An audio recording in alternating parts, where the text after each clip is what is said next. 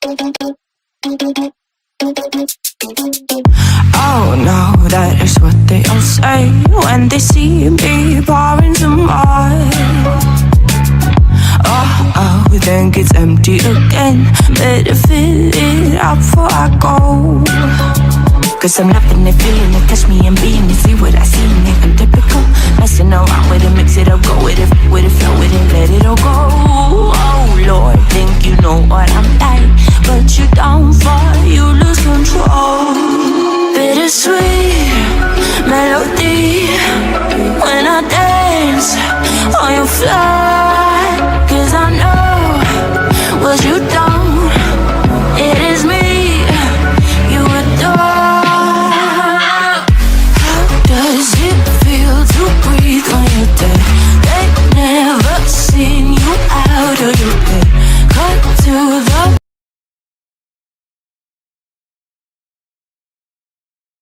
Welcome to Football Overseas.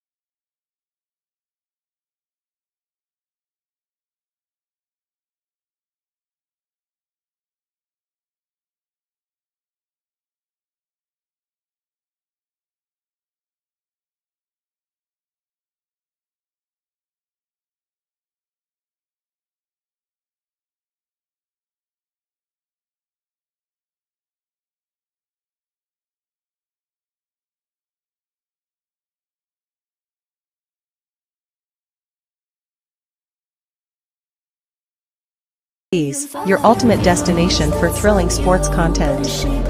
Brace yourselves for an exhilarating journey through the world of football and beyond. We're more than just scoreline predictions and match analysis. Get ready for a diverse range of shows designed to ignite your passion for sports.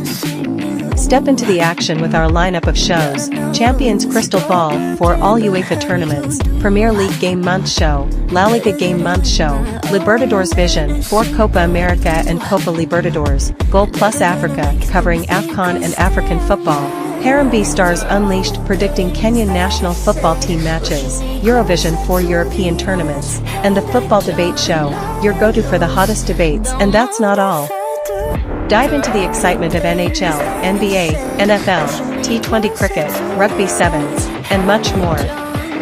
Football Overseas is your hub for a wide range of sports. Football Overseas, where passion meets sports. Join us on this thrilling journey, subscribe, engage, and be part of the excitement. Buckle up for an adrenaline-pumping ride. The game is on. Stay tuned with Football Overseas, and let's celebrate the world of sports together.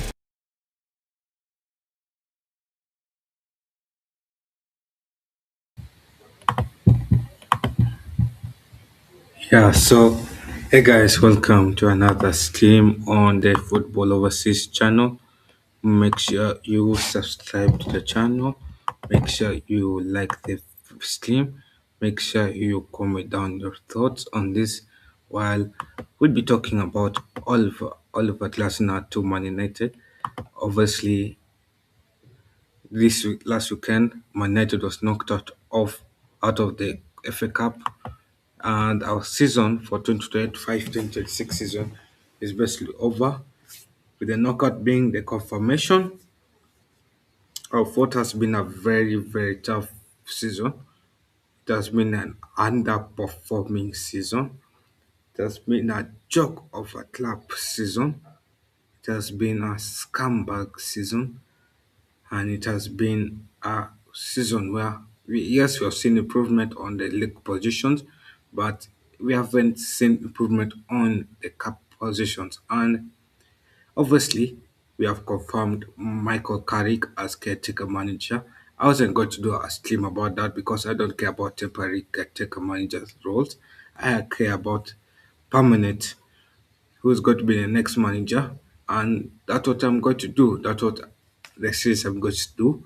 And as you do this, make sure you subscribe to the channel, like the stream, like the video, because this will also be a video that will be recorded and sent and uploaded as a video.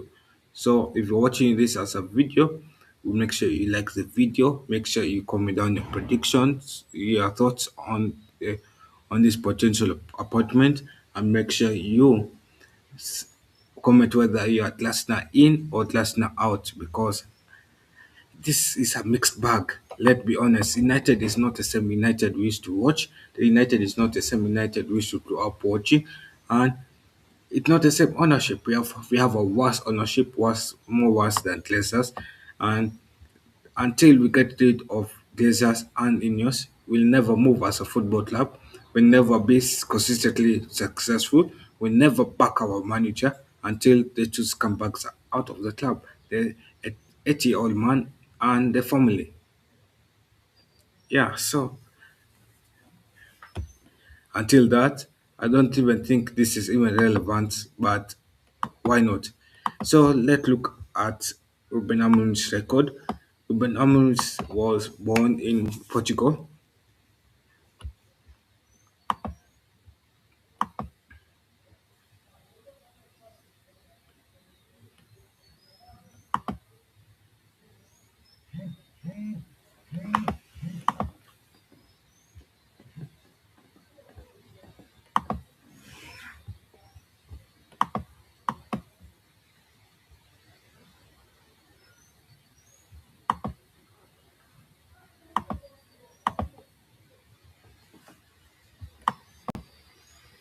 So Ruben Amorim was born in Portugal. I think that's unnecessary.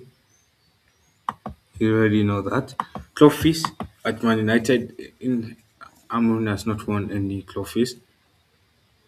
The only honourable achievement he has made under these 17 months was what? A climb from 15th to 7th place. And he bottled as many chances to go top four. And there's no trophies at the end of the day. Now his league performance, he has improved the league performance. You have to give him credit for that. When he was approaching, when he was being appointed, he he finished his first 6 months being 15th, and the next season he even though 15th place is not good enough, especially for a club like United, he could have improved us by far. We stagnated that first 6 months, and part of it I blame INEOS because they went for a backseat manager. They went for a manager that they knew that needed food backing. They knew that the manager needed his transfers. They knew the manager needed players. They knew he needed all that. And what did they do in the January transfer window? They brought in that January transfer window in 2025. They brought in one starter left back, and one backup left back. They did not sign a CM, but they knew that Ruben needed a CM for his formation. They knew that. They knew that United needs a quality CM ever since Ole days. But no, the INEOS did not sign that. They knew all that. They did not back the manager.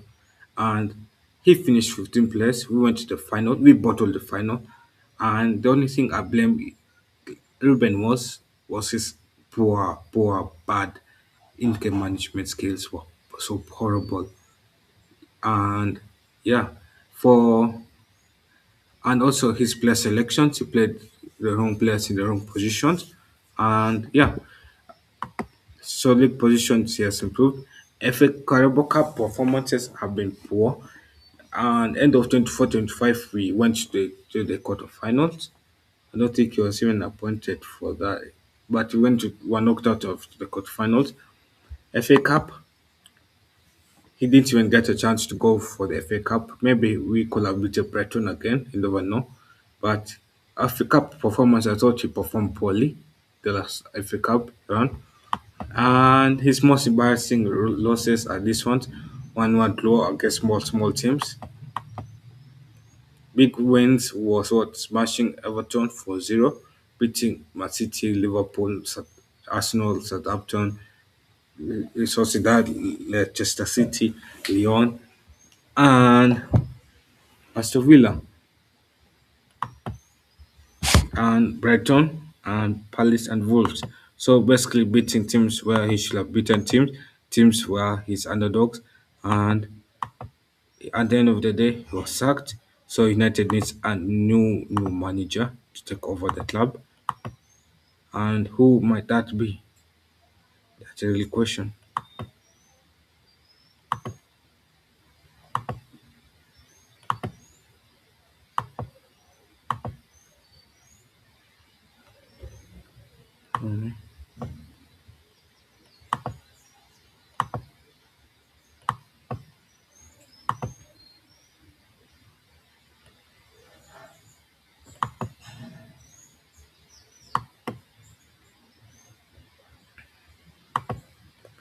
Yeah, so that's a real question. Who might that be for United as well? And yeah, so we have links so far. This how players play. Shortlist. We have names. We have Glasner. We have Maraska, Chelsea manager. We'll be going through this name slowly but slowly over the course of these remaining seasons, these remaining months. We have in the Raora from current Bournemouth manager, but he'll be former.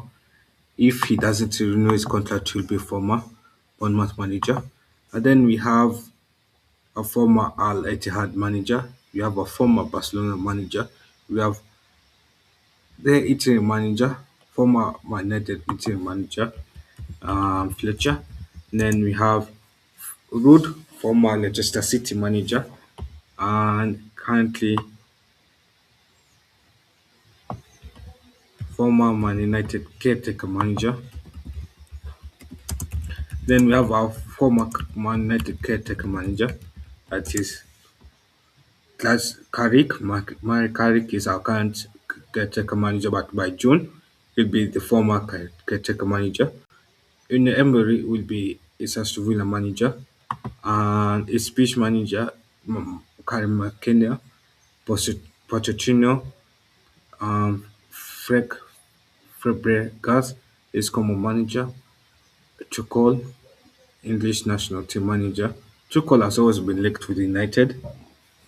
Atlete, Ole Gunnar Solskjaer, former Man United manager.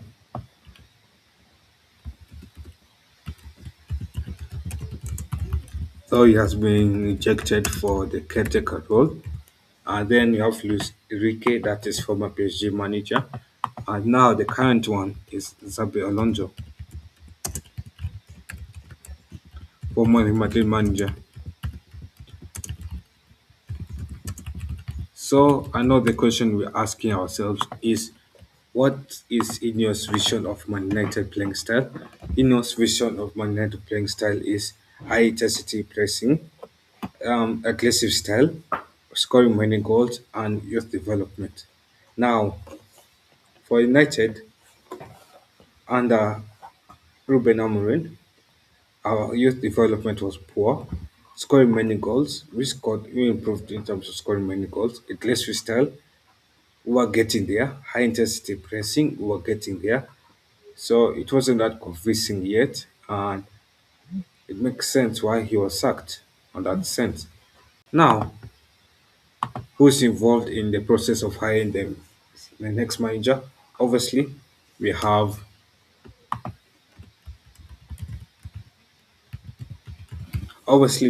Sir Jim Ratcliffe, Barada, um, Bres, Bresford, Christopher Vevel, Jason Wilcox, and Glazers.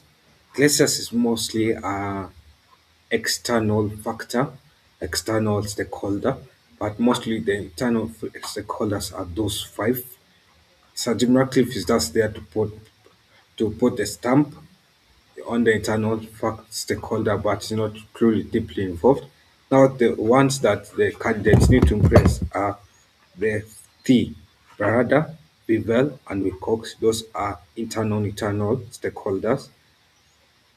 Sir Dev Brailsford is mostly a PR manager to Sir Jim Ratcliffe. So Yeah, at the end of the day, there are many people who will be high, who need to be praised, and they will be working alongside him. The new man, the new caretaker, sorry, not manager, the new head coach will be Brada, Rivel, and Wilcox. Those are his bosses. Those are his first line to report to. Second line to report to for the new head coach will be Sir Sadev Brasford. Third line to report to is Sir Jim Ratcliffe. Fourth line is Glazers on top. Yeah.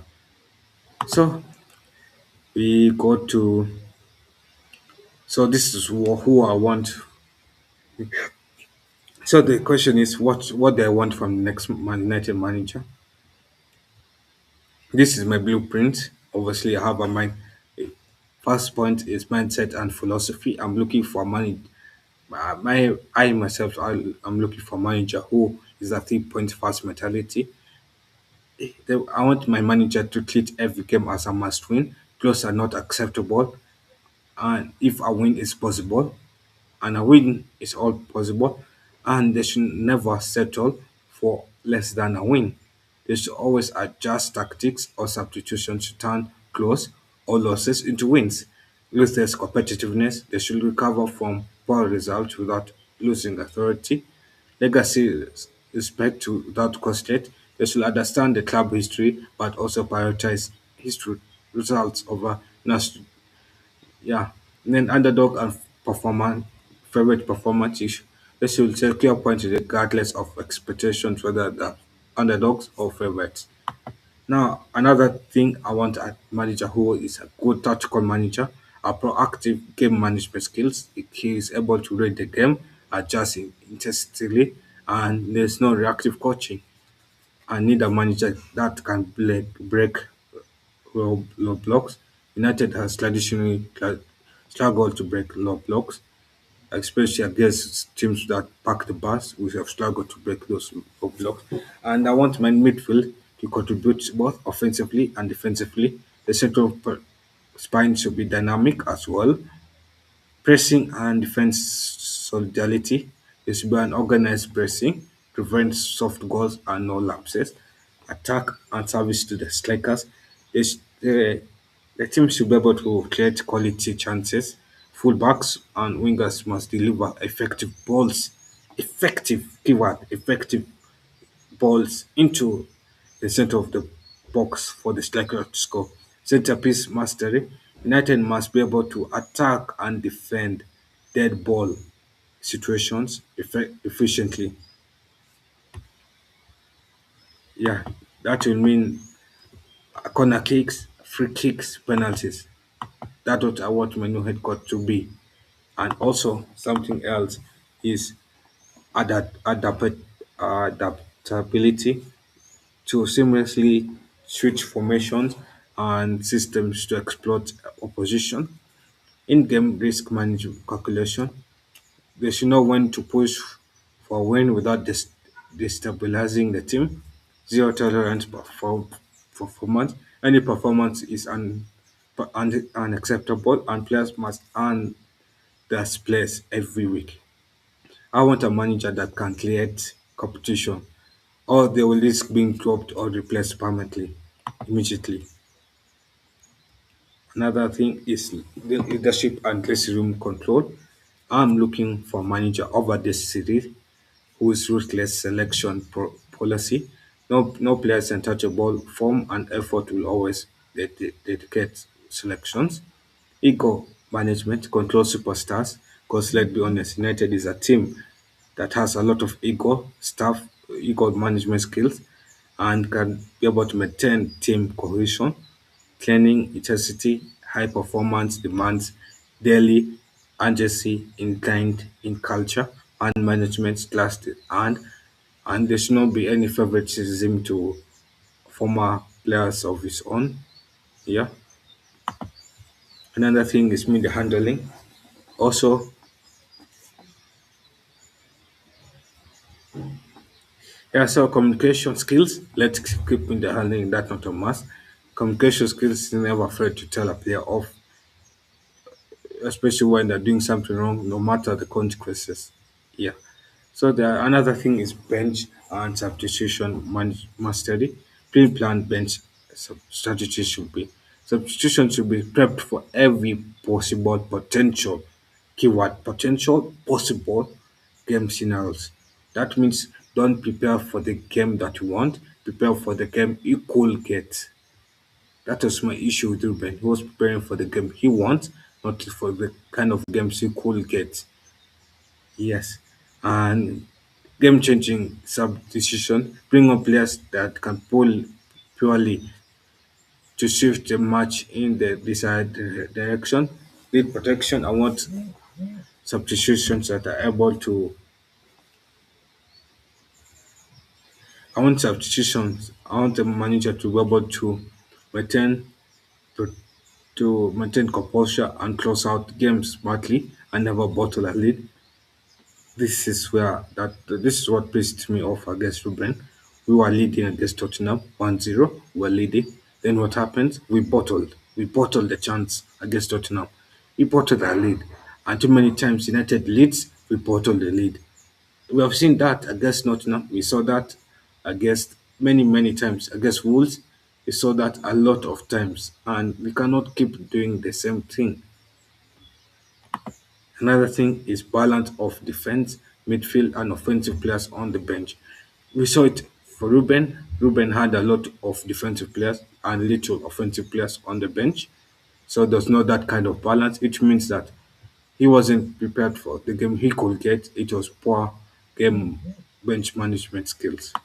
Another thing is put youth players on when they're ready.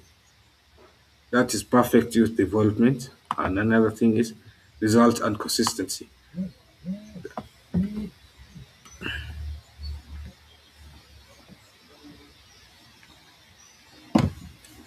Yeah. So I want the manager to be able to get immediate points and on points delivery.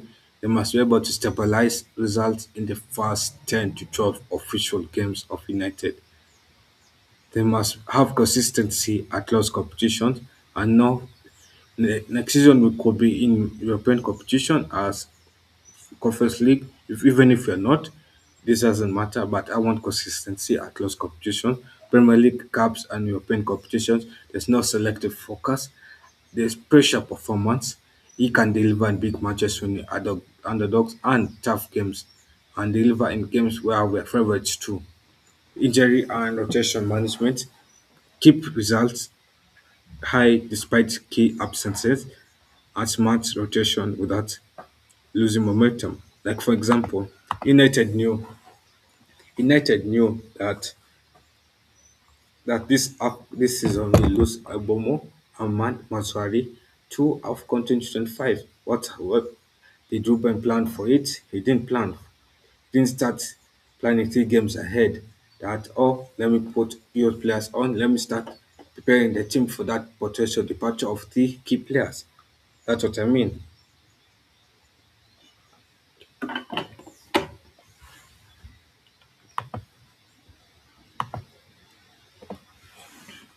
And then psychological and culture control. He's able to own the dressing room, respected, decisive, and unchallenged authority. That's what I love Ruben because he owned the dressing room and installed winning DNA. And where the players come onto the pitch and they know that it is a must win. Every game is a must win.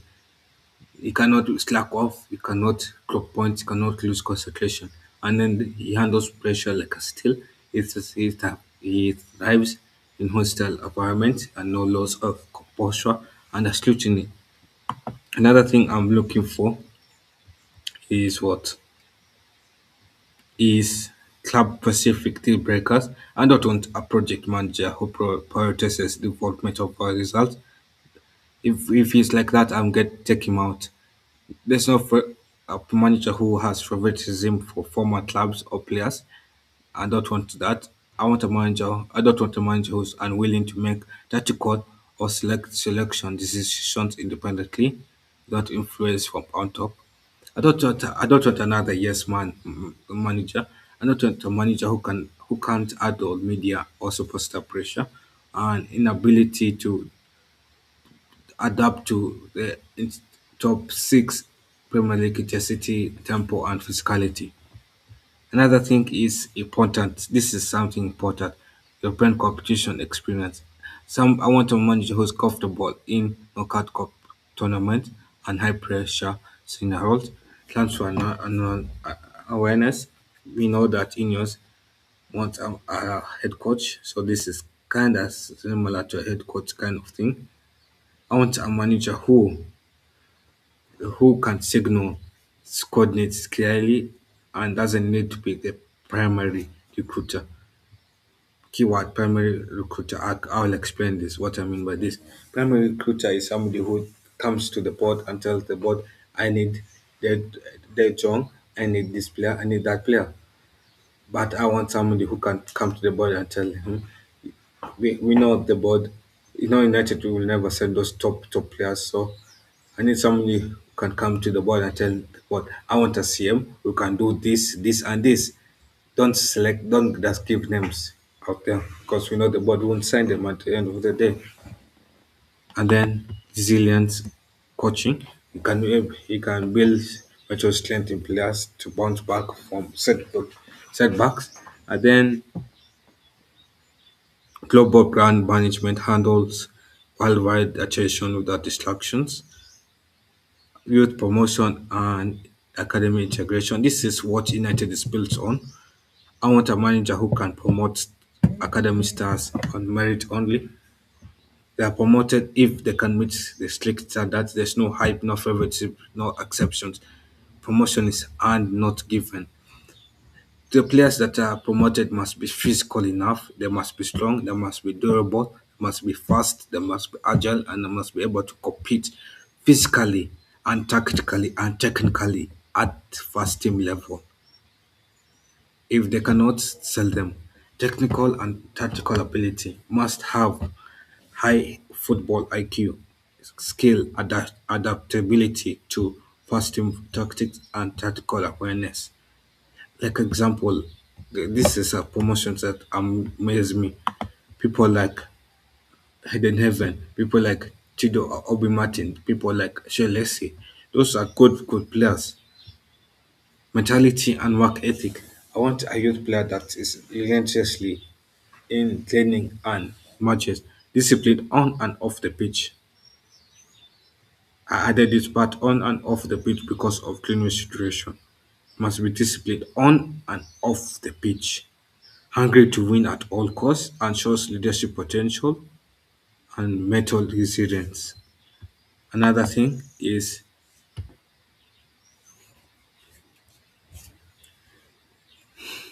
they must meet the first team college style, contribute directly to season objectives and enhance team culture.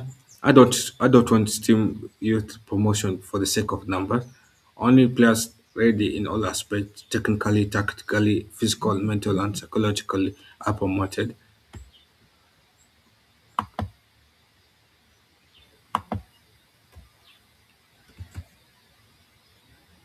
Yeah, and the performance are demoted and sold immediately, earning the badge is non-negotiable.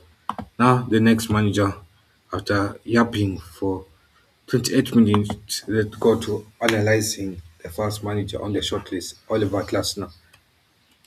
Oliver Glasner is a current Crystal Palace manager. He's leaving at the end of 25-26 season.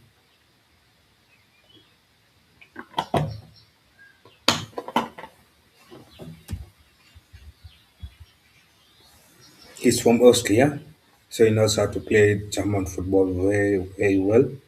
German style football. His contract is until end of the season. He spent an average of around 1 to 2 years at every football club. His preferred formation is still 41. He still prefers to set players up in a similar style to Ruben Amorim's style, but his is a bit different. I'll explain towards the end. Make sure you stay for that video, for that stream, for that part.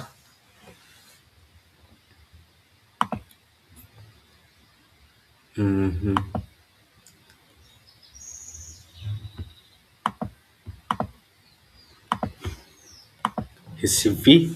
So Glasner CV has been this Crystal Palace 23-24.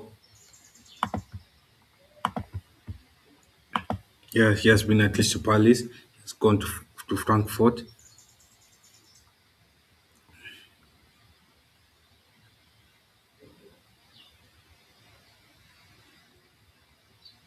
Frankfurt, Wolfsburg, Lask, Red, Salzburg assistant manager, Salzburg sports coordinator. And yeah, so basically his experience in three leagues, his experience in the Bundesliga, the Premier League, and the Australian or Bundesliga.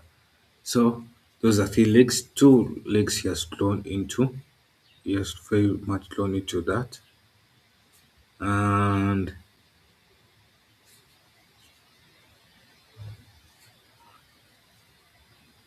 he has very much grown into that. Another thing, his achievements. Glasner so far has achieved the Europa League trophy, FA Cup trophy. Each I can give him kudos. FA Cup trophy he performed well last season, but this FA Cup season he has performed poorly.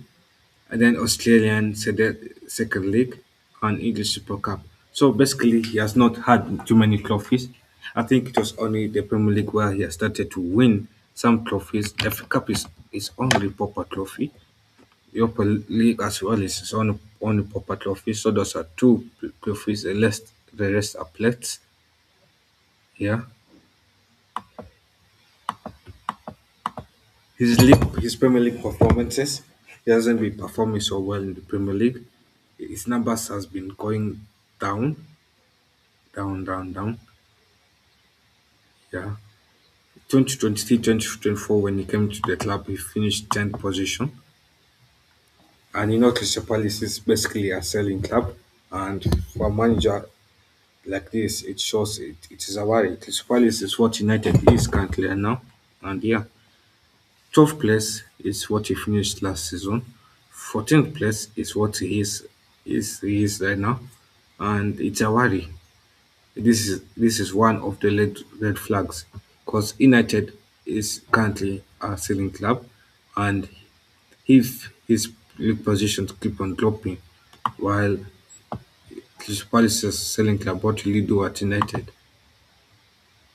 Another thing, his Bundesliga league performances have been up and down. It hasn't been consistent as well. That's another thing that worries me. It's all Bundesliga. He has performed well in all Bundesliga. Yeah,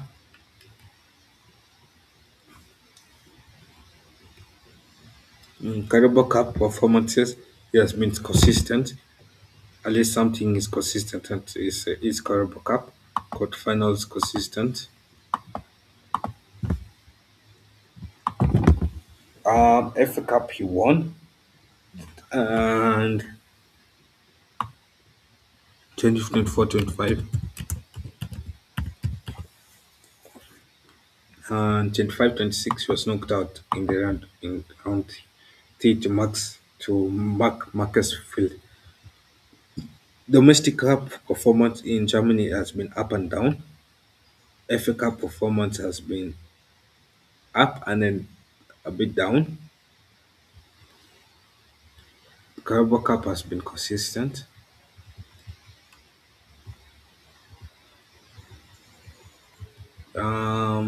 Afrobeat Luffy Cup, he has had a good stretch where he has improved from 14-15 to 16-17.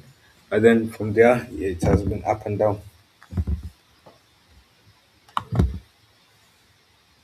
His Europa League performance has been clearly up, one season down.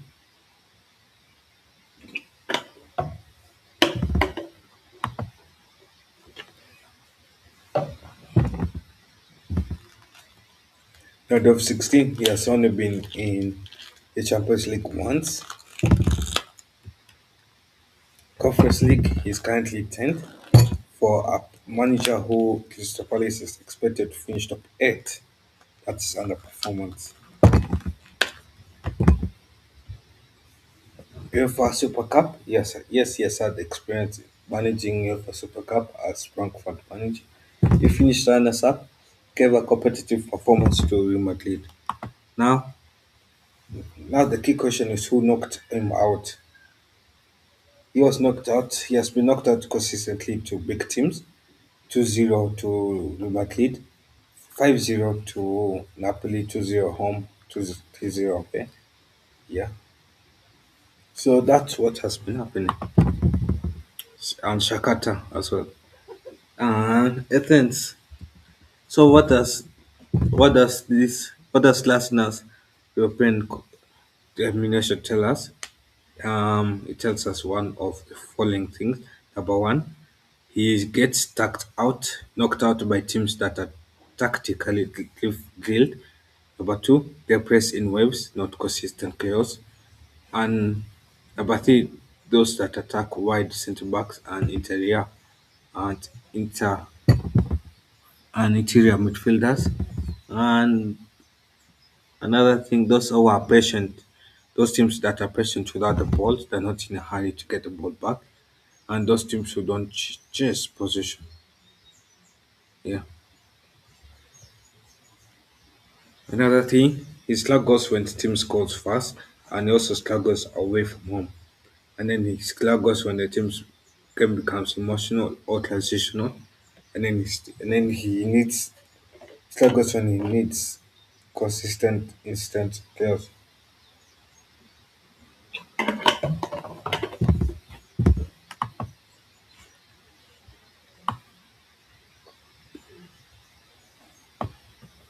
And why is this dangerous for Man United? This is dangerous for Man United for the following reason. United in European competitions mostly face teams that are tactical, that have tactical patience. They face teams that are low possession killers. They face teams that are often away leg diversity. They face teams with emotional pressure, and that is Glasner's weakest environment. Now, United also concede fasting goals too often, rely on momentum, and on come, come on control. So, so Europe plus caps and that last night cost of a volatile ceiling.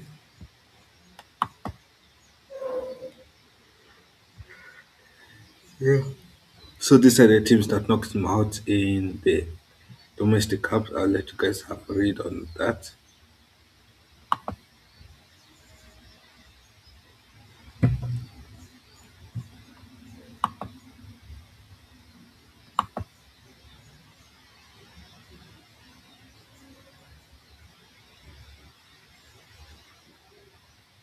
Yeah, so those are people who knocked him out in the domestic cups, and yeah, that's what so far you have not disappointed.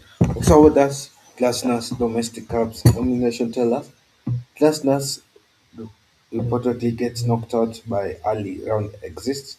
We have seen that in the FA Cup when he lost to Maxfield 2-1, and also he struggles when he struggles away from home.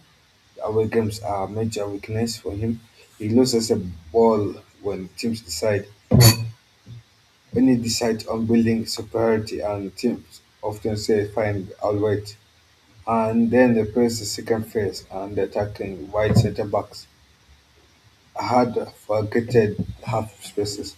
Also, one game coaching to game, Glasner does not need to go chaotic enough, and that contribution is for the pushing of the club, and it shall,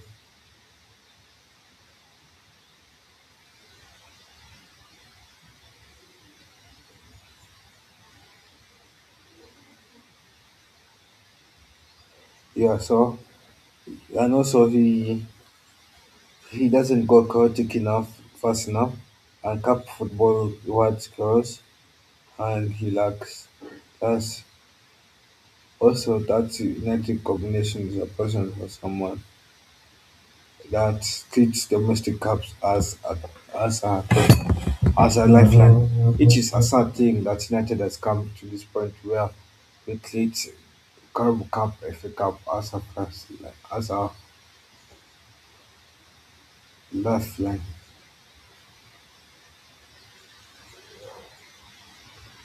Yeah. So next is also it tells us about teams that can.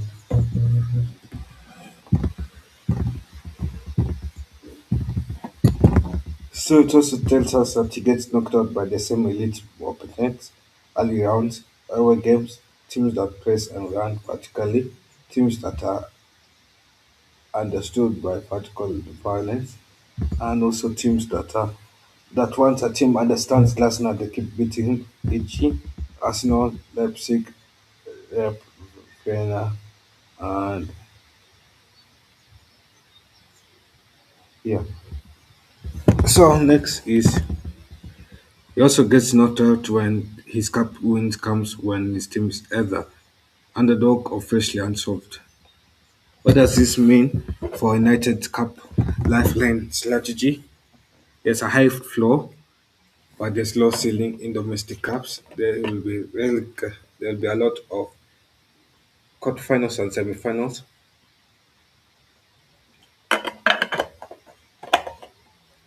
There'll be an occasional final, time to time, painful eliminations when Europe is on the line. And he's not a serial cup assassin, he's a system builder, killer, maximizer. So these are the current players. Keep loan sell.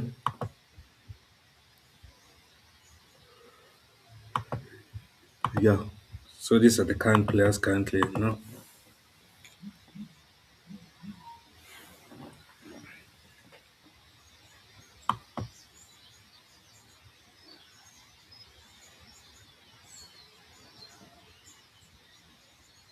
Yeah, so far let's start off.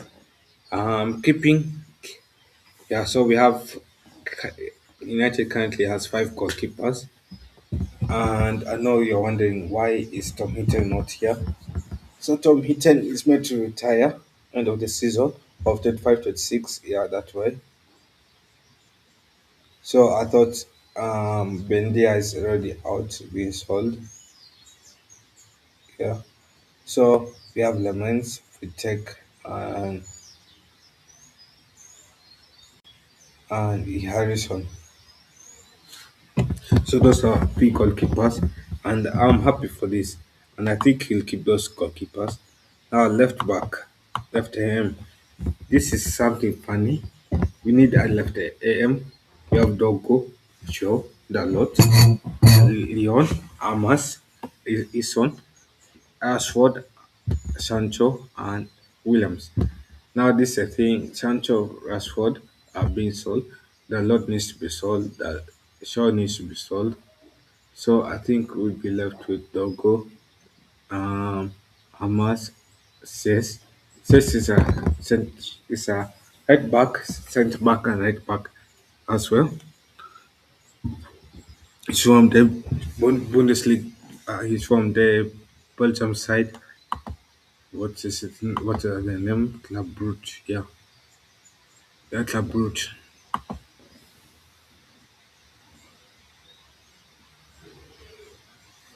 Yeah, Club Brugge. Yeah. So left centre back, you have Alessandro Martinez, Heaven, Shaw, and S. Aldo Joffrey. S. Aldo Joffrey and Shaw, I will say he's that being sold before 27, 28. Alessandro Martinez, Heaven, Kokonki will come into replace him. And I think they just need one more CM, one more centre back here for squad depth. Now, centre back, Tyler Fredrickson should be sold.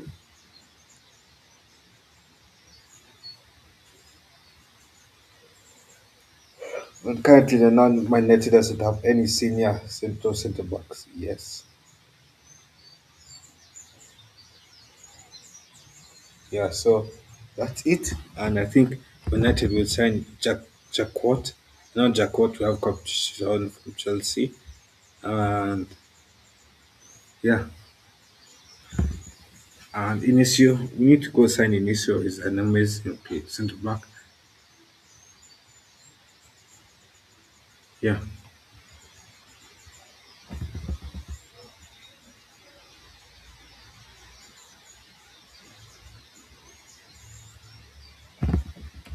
So right to centre back we have the lead Euro Mazzari. I know you guys are thinking what happened to Maguire. Maguire is out of contract. At M we have Ahmad Dalot Mazzari, Enes, Mbomo, Sancho. I've removed Sancho and Enes. Yeah. And I think also Sess can play the right as well. Right I think this might be when we must see two CMs being signed. I think Manu Kon from Roma will be signed and Antley from Wolves. Those are teams you can get this discount, especially when you've done your placing stuff. Yeah. Also, Ante and Manicon, I think those ones will be bought.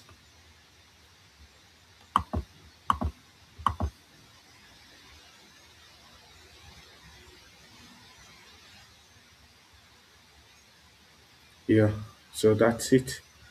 And so, what have I forgotten? Yeah, so Danny Joe, Morehouse, I don't consider Morehouse as a good player, and I don't consider Toby Collier as a good player. I feel like all three should be loaned out for physicality. And then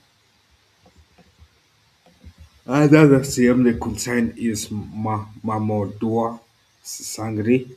This 25-year-old, he has a lot of high potential, very, very high potential, and he'll be a very good CM to sign. After you replace Ugarte and the current ones on red CM, he will be a very good red CM. And Ruben Neves will also be bought, and Seko Kone will also be at the club. Left winger and left end, Cunha, Mount, Mbappe. Yeah,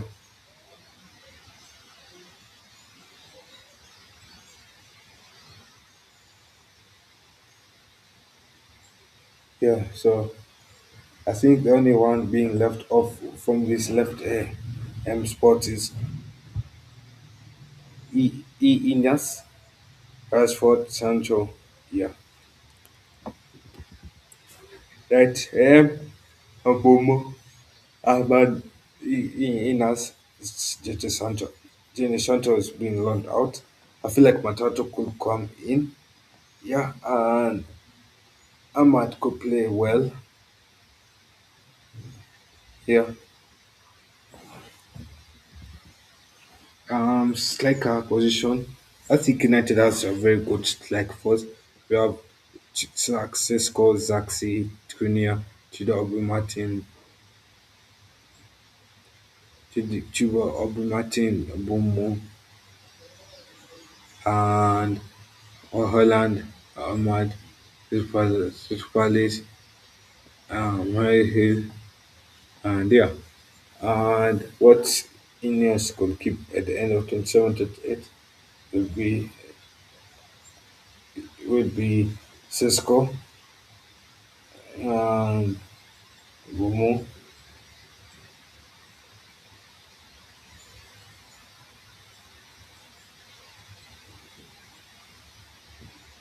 Yeah, so that and JJ Gabriel.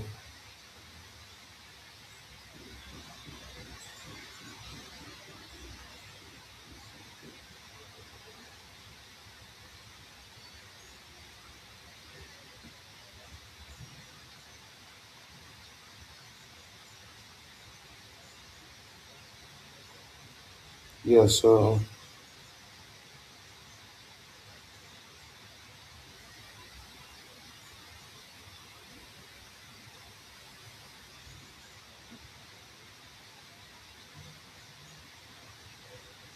yeah, so that's it. I think JJ Gabriel will continue as well. Yeah, I need to sleep. Anyway, let me continue. Who will stay at Man United from the under 23 and academy? We have Harley Esmade James is a future starter left centre back. Rafi Makoma is a high ceiling functional central centre back for rotation and centre back role. And this Murray is a high ceiling 19 system ready light centre back. And Health Clear is a number one goalkeeper project. And Zach Watterson is number two goalkeeper development goalkeeper. Jada Camison avoided.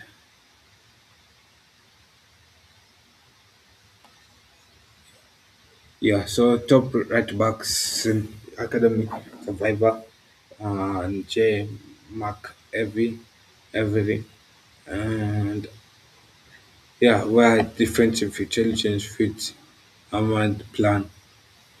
No, sorry, it's Glasner's plan.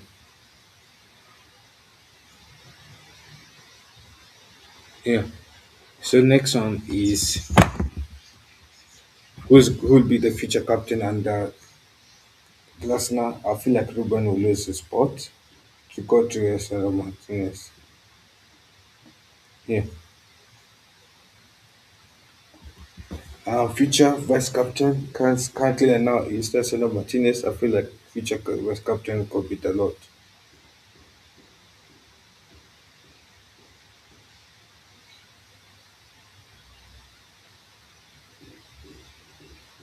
Yeah. So next one. Okay, I'll skip that part.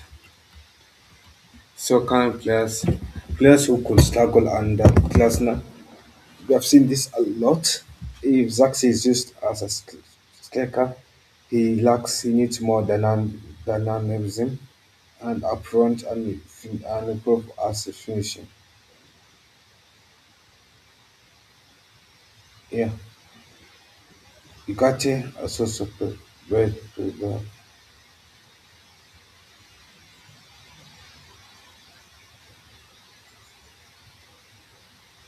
Yeah.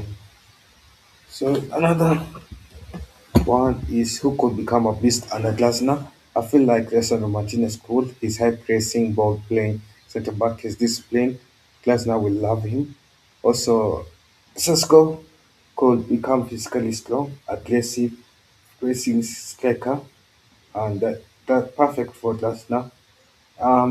In Euro is quick, athletic, adaptable, and can become a starter very quickly. Ahmad is very energetic and can be modeled into a pressing winger, fullback, and hybrid. And Menu is a young CM slash left CM that fits high energy with pressing style. Cunha as well is non dynamic, can press and track back and fits Glasner's offensive style.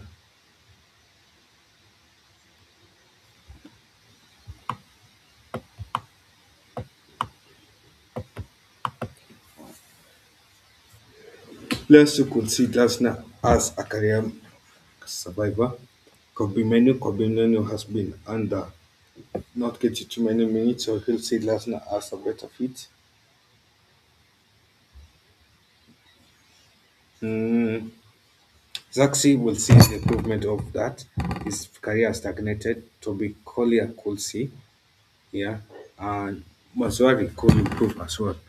Players who could finally break through and cement the place in the first team.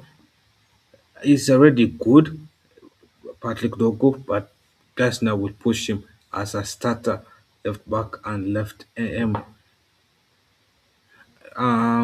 Menu is a central the midfield domino, consistent starter potential, and Harim, uh, H. Harim Amas is a wide back to left back slash left M becomes a key starter and starter, rotation and starter. Ma- Batato and Shelesi, young wingers, that's now love values youth and system fit. And Mason Mount, there are players who were key and are former managers but could be dropped. I see Mason Mount being dropped. Players who could be restructured or played in new positions, which are similar. JJ Gabriel, when he breaks through, eventually when he breaks through, he'll move from striker to right AM. Fast presser, Glasner likes moving the ball forward.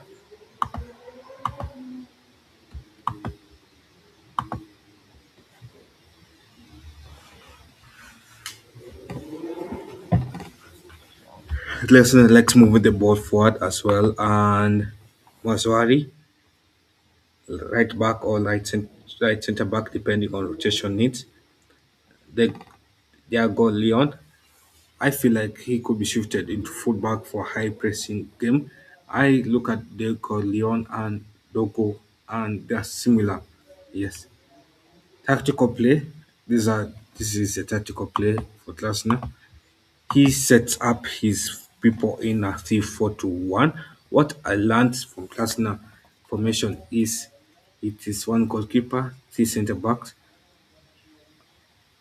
two wing backs, two wide midfielders, and the wide midfielders play defense and attack. Those are the same roles as Ruben Amorim's formation. And yeah, he has a left CM, which is mostly a center CM, and right CM is mostly a DM. Yeah. So, and then this is thing that's different from Ruben and Glasner.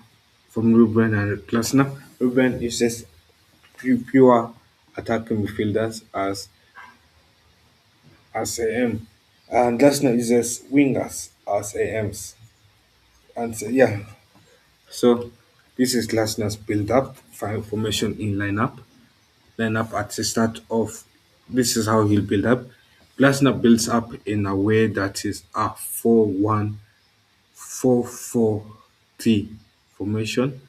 I know you're telling me how is that possible. So the goalkeeper moves to a left centre back and it becomes a back four. Ikate sits in between the defense and midfield. Yeah. And yeah, so how he yeah, so off the ball at United we play like this. To get back the ball, we play in a 5-4-1 formation. And so we'll see throughout the game. Just now we'll use back three, back four, and back five. Yes. United Premier League situation is we are we're currently out of everything. Our season is basically done. Performance prediction. Looking at his league finishes, he, his league performance tells us the same story. He proves beatable teams. He overachieves structurally and rarely achieves structurally and rarely sustains at a high title level consistency. Rarely. He's a he will pick at fourth to seventh range, and at United that means the stabilization, identity, and yeah. My prediction for 2036-2037, United will finish fourth place. We'll be knocked out in the quarterfinals for both FA Cup and Carabao Cup, and we'll play in the finals of yeah. So that's what I think. It has improved, yeah. And then he'll win the Conference League in 2027, 2028, and winning the Carabao Cup as well. So those are two trophies he could win. He could finish fifth place in the semi-finals for the Cup, and yeah. So Glasner's from Glasner's point of view as a coach, head coach, he's at the process of becoming Man United's head coach. The head coach fits his system of personality style. Is that's minimum interference from the players if INEOS enforces hierarchy and can impose tactical discipline without being managerial ego. Opportunity to implement structured build up with 11, backing to ruthlessly cut underperforming players and integration of youth players. Yeah, so this guys, you guys will lead by yourself.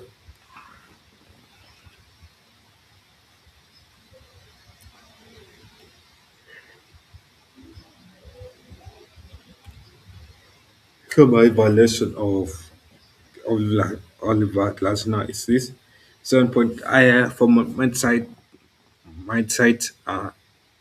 and philosophy, 3 point philosophy.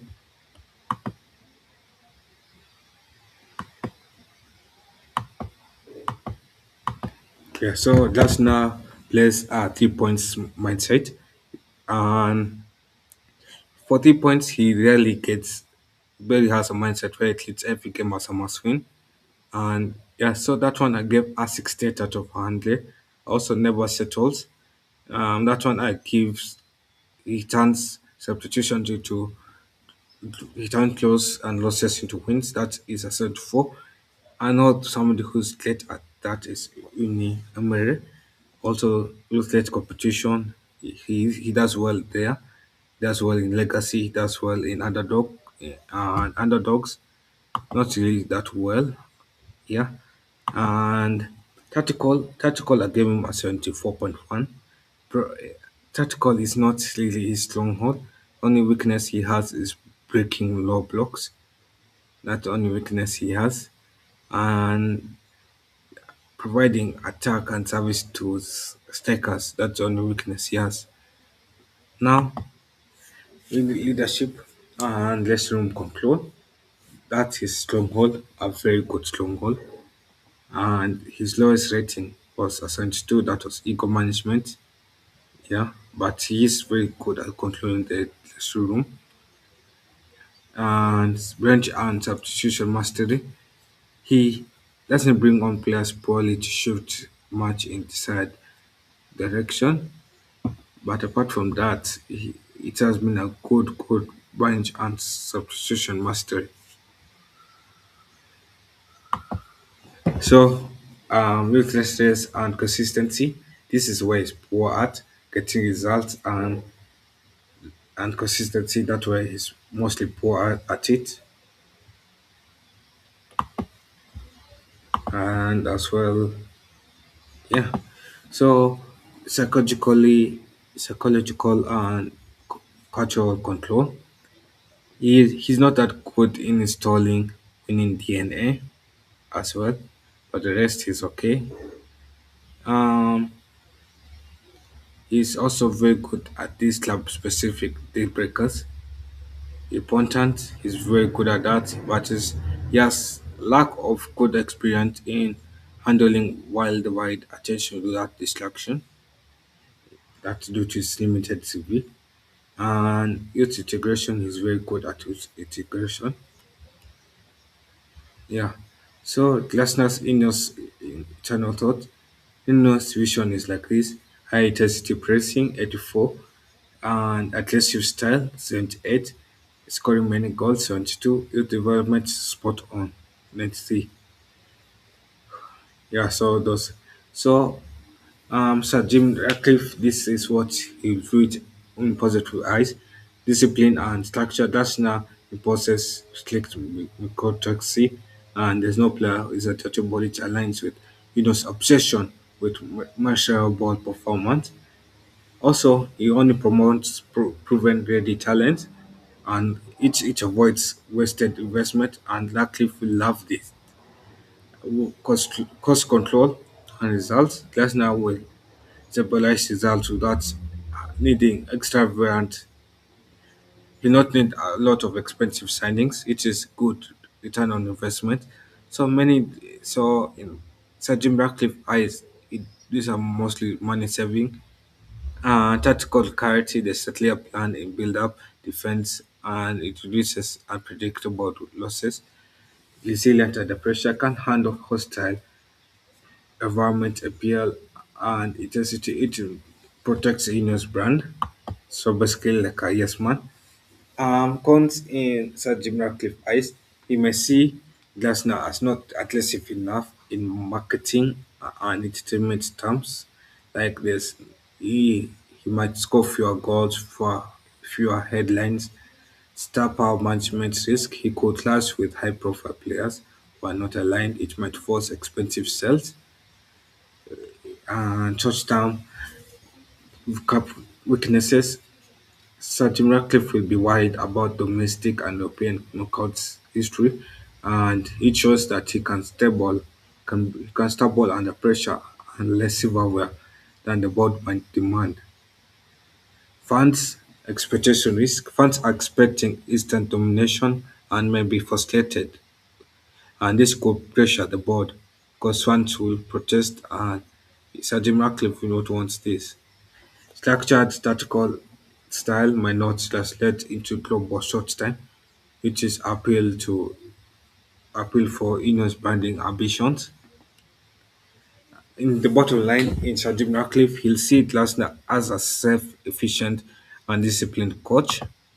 According to Sir Jim, he'll see that as him, and who will maximize the squad value, enforce the culture, and he may pressure, but Sir Jim might pressure him to be more attacking flair and silverware guarantees to both certified boss fans and stakeholders. Um, Glasner will Sir Jim Ratcliffe will approve Glasner as a coach for United because he aligns with Ineos' obsession with discipline, efficiency, and youth development and return on investment. And Glasner's resourcefulness and tactical structure match the board's priorities. Now, the bottom line, however, will not be blindly enthusiastic. Glasner, Sir Jim Ratcliffe wants to see whether Glasner will.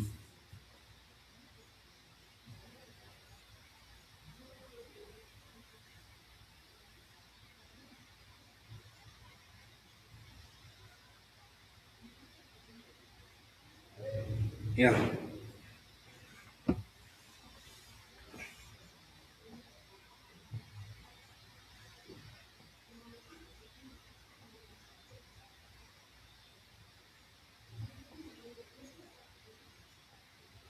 and yeah, he might push for more attacking flair or Macquarie or big wins to protect their global brand image. So basically, Sir Jim Ratcliffe take care of his own ego. So in short, approval is conditional, cautious and given, but Glasner ticks enough boxes to get a clean right, but Sir Jim will hold him strictly accountable. Now, another man who's not. These are pros in Omar Barada's eyes. Omar Barada is mostly the CEO, so these are the pros in his eyes. Omar will Glasner will enforce a strict democracy, no eco players, no favoritism. So it aligns with Barada's operational philosophy. Youth development is a tick, tactical clarity is a tick, financial prudence. He will not demand insane transfers and will work with what's available and maximize value. That's another tick for Omar Barada. However, Omar Barada will see a con in it. Omar Barada will see that Glasner might push for certain players or positions, but Barada expects a strict alignment with budgets, squad balance, and Ineos priorities, which means there could be a clash considering the reason why Glasner is leaving Palace because of that clash that he had between the board and They honest on him. He wanted more attacking players, more, and he didn't get enough. Tactical risk taking, aggressive in game moves, but this could backfire as well. Barada is cautious about matches impacting European revenue or league placement. So basically, Barada take care of his own for take care of Sajim's active income. Media handling and public pressure. Yeah. So at the end of the day, Barada will approve Glasner operationally, but will set very strict performance and communication metrics. Glasner's ruthlessness, so basically a tick under Omar. So Omar and Jim Ratcliffe could agree to appoint Glasner, but however, this is where we come to the nose. Pros, I feel like Sadev Balsford will see as a no. Richness says richness, richness, marginal gains, mortality. Glasner's attention to detail, positioning, pressing styles, and bench prep, youth preparation is exactly the kind of improvement that he worships.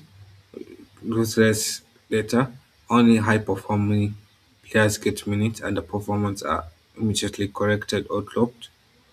Perfect for small gains, each can accumulate to bigger wins. Philosophy, data-driven, is in-game adjustments that call flexibility code can be measured, tracked, and optimized. Because balls Bradford loves are something that can be quantified. Inputs, youth development, yeah, it mirrors Rashford's approach in cycling. Only fully ready talent moves up, and but responds over reliance on human judgment. While Glasner is disciplined, Brasford might push for more data integration in decision making, bench moves, rotation, and injury management. Short-term pressure, Glasner might prioritize immediate results, and Brasford thinks in system cycles. He might caution against sacrificing long-term score development for instant wins. Cultural wins, Glasner is intense and authoritarian. Brass- Rashford will want a culture to be sustainable and not fear-driven. So he'll respect and approve Glasner, but he might push for a stronger integration of performance and sustainable long-term evaluation. Now, in Christopher Bevel eyes, tactical flexibility is there. High intensity pressing aligns with modern appearance, clear youth promotion policy as well. Disciplined, disciplined zero nonsense management will reduce dressing room, dressing room chaos. Data driven approach as well will integrate well with analytics teams. However,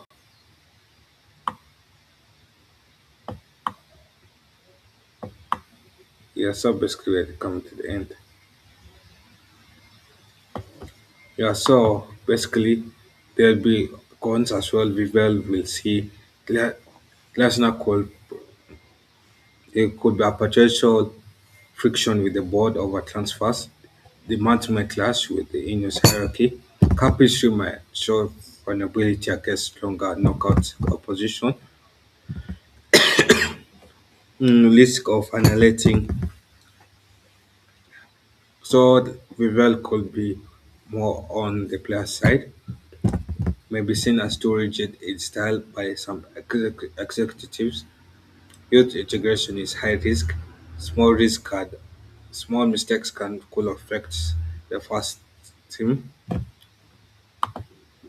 and less charisma than predecessors. Media and fan communication might lag. Yeah. So it's basically a no approval with structured, but this is basically like a no. Yeah. So Jason Wincox as well, he from a fellow coach, he loved his tactical philosophy, emphasis on net promotion, high intensity pressing, and dynamic build up, zero tolerance for underperformance, disciplined man management, based strategies, and adaptability, install mental sickness, resilience, proven record for evaluating mutable labs. Yeah, because United is basically a mutable club, focused on results fast, and potential class of transfer policy, knockout history, vulnerable. Yeah, so basically that. Now, final judgment in INEOS board's eyes. There will be a yes from Omar Barada and Jim Ratcliffe. There will be a no from Dev and James Wilcox and people. So before I end this stream, what my final thoughts on this appointment? Number one, I think United deserves better.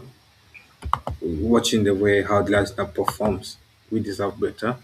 And if we are and as a captain, we cannot hire Glasner because Glasner has a poor record in cups, especially domestic cups. And United right now it's a domestic cup team.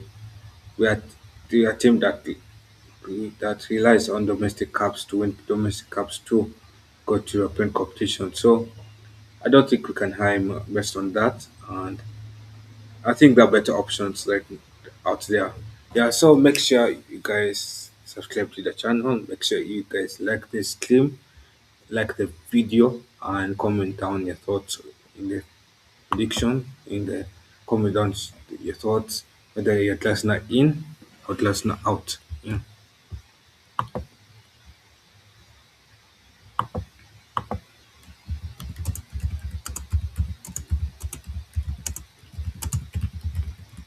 yeah. So